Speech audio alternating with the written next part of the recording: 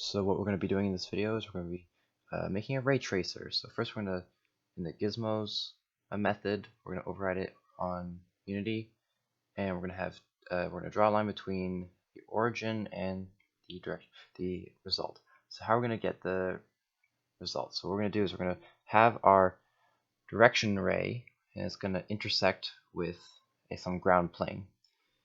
And what you need to do that is you see that there's a triangle between the ray is pretty much a triangle, so all you have to do is get for the height is going to be the same as the hypotenuse.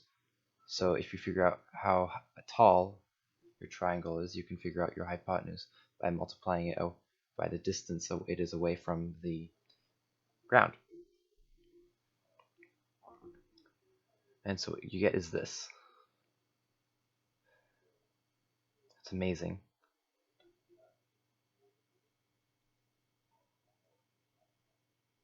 And it inverts after a while.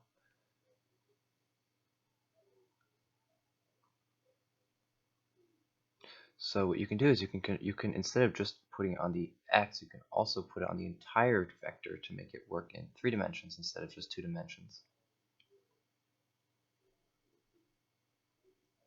Look at that.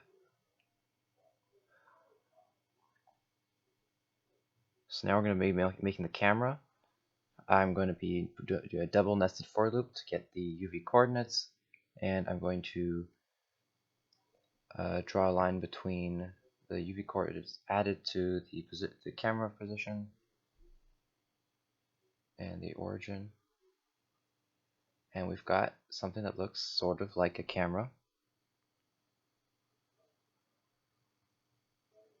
So what I'm going to do is I'm going to subtract 0.5 on both the U and the V, and that's not exactly what I was intending to get. So what we're going to have to do is we're going to have to do a check to make sure that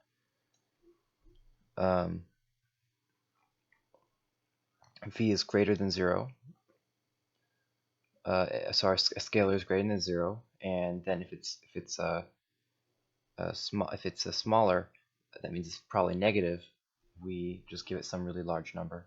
As you can see, there's some weird behavior of it going up and down. So we're going to correct that is instead of subtracting the position of the camera,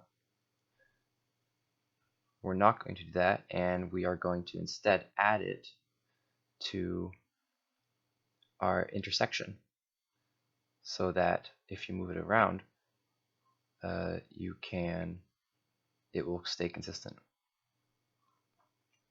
So, but it's not much of a camera right now. So what we have to do is we have to do something called translation. And what translation is you take the baseline vectors, your x and y, and you take their length, basically their position, and you multiply it by the direction of 2 other vectors that you want. You're usually normalized. So if we take both our x, y, and z, and we multiply them by the length of our position, and then we add them up, you get rotation. And now you can have fun with your ray tracing camera all you want.